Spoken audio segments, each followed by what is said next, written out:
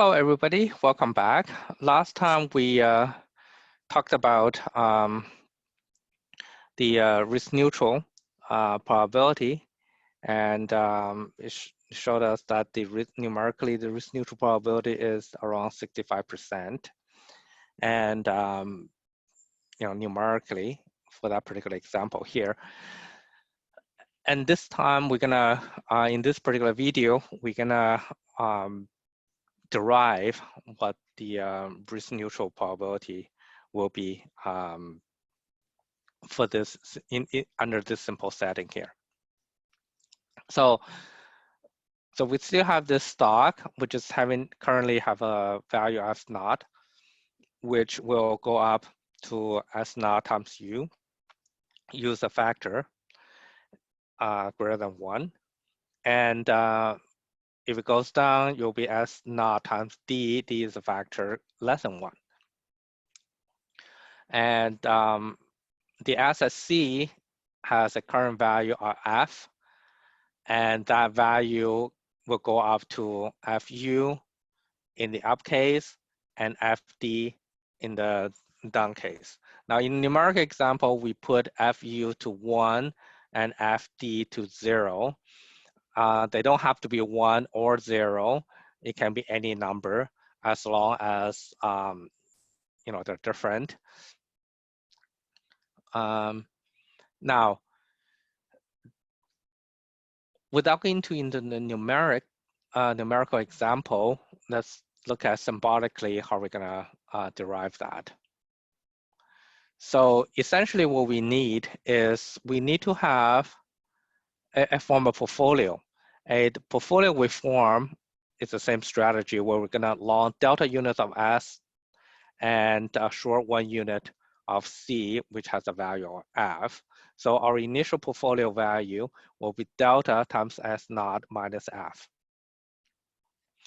This portfolio in the up case will have delta times S naught U for the stock investment, because the stock price now is equal to S naught times U, then we have delta unit of that.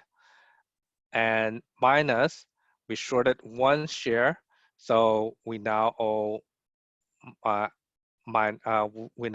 FU. So together is, in the up case, we have delta S naught U minus FU. In the down case here, we have the portfolio part, the stock part is delta times S naught D. S naught D is the down move value, the new price of stock in the down move.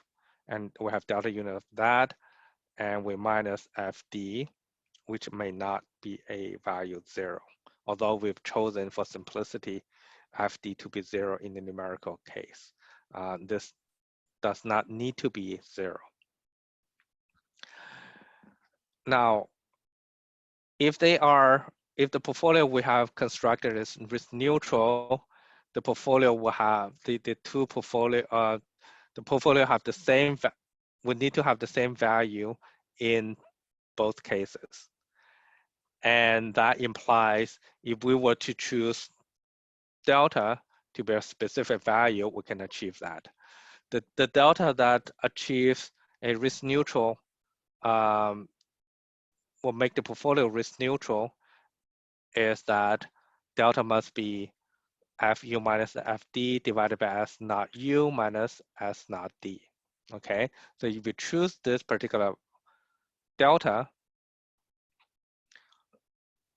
the portfolio in the up case is equal in value to the portfolio in the down case. Okay.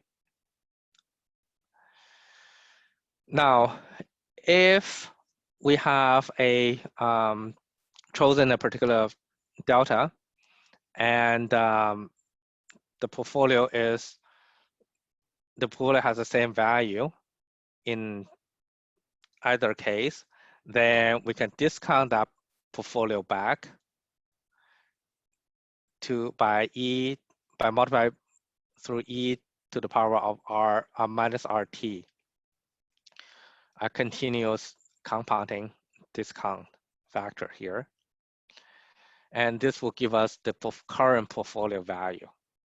Okay, so you can use either one, this or that, because this part in the bracket is equal to that part in the bracket, right? Doesn't matter what happens in the market, the portfolio, by making a certain choice of delta is equal here. Now, what is the current value? The current value of portfolio is delta S naught minus F. So the current value, delta times S naught minus F, must equal to this part, the discounted value, right? Because they're the same thing. So in which case, the value for C, F here is, we'll have this particular expression, okay? So then we can substitute in what delta is, the particular delta that make the the portfolio risk free, and that delta value we know is this, FU minus FD divided by S naught U minus S naught D. So if we substitute this expression as delta here, so this delta becomes this, and this delta becomes that. Okay, so this expression becomes this, and you can take the factor S naught. So S naught here cancels with S naught here. S naught here cancels with this S naught here, and you get this expression here. Now you can then take factors. So you arrange this expression into two expressions. One is a factor of FU, one is a factor of FD. So in this case, you have, by rearranging, you have this thing multiplied by FU and this thing multiplied by FD. And in both expressions here, you can factor out e to the power of minus RT. Now, you have a 1 here, but 1 is really e minus RT times e to the power of RT, right? So then you can factor this e to the power of minus RT here. This part will becomes e to the power of RT. So after you're able to factor this component out on each expression here, you're left with this part multiplied by FU and this part multiplied by FD. You see, actually, this thing add with this thing here is equal to 1. Or speak alternatively, if you define this to be something, this part is 1 minus this. So if you call this P, this part will be 1 minus P. So let's do that. That does make P equal to this thing, which is ERT minus D divided by U minus D. And this is 1 minus P. And you can see that P is actually somewhere between 0 and 1. And 1 minus P is also somewhere between 0 and 1. And P plus 1 minus P is equal to 1. Okay, so this P is a probability. So essentially, if you look at it, so what do you really have? FU is the value of C in the up case, and FD is the value of C in the down case. So, and you have a probability, so this is a weighted average. So it's an expectation here. So you have an expected value of the asset C discounted. So you basically have a discounted expected value. And so and it will get the price of C. F is the price of C. So which means the price of C is a discounted weighted average of the future values. But you know that you can not just take expectation. The only way to take, because by taking expectation, you ignore all the rest. You're only looking at expectation here. You can only do that when the investors are risk neutral. When people are risk neutral, they only care about expectation. They don't care about any other things. And so you are only taking expectation here, discounted expected value, and you reach a price.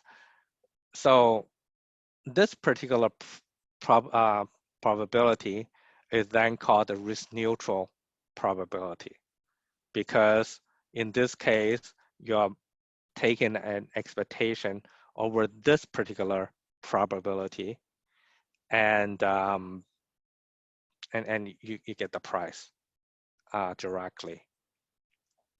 So that's where the term of risk neutral valuation is. In the risk neutral valuation, the key is to determine the risk neutral probability. So as soon as you are able to determine the risk neutral probability distribution, then under that particular distribution, you just take an expectation and then do a discounting. You will get your current price. And make sure that you understand that this risk neutral probability is different from the actual probability distribution that will occur in the real world. And the difference is related to risk premium. Okay, so by considering risk premium, you can transform the real world probability into risk neutral probability. And as soon as you arrived at the risk neutral probability, the valuation becomes very simple. You just need to take expectation and do a discount. Okay, so this is a sort of an example that demonstrated something very important, demonstrated how we derived the risk neutral probability, and which is a concept that we're going to use again and again. And this particular approach of forming a risk neutral portfolio and deriving the necessary condition for us to derive the price, go through the risk neutral probability to derive the price, is something we're going to see again and again. So thank you for watching, and we will conclude the first lecture of this course. I'll talk to you next week. Thank you. Bye-bye.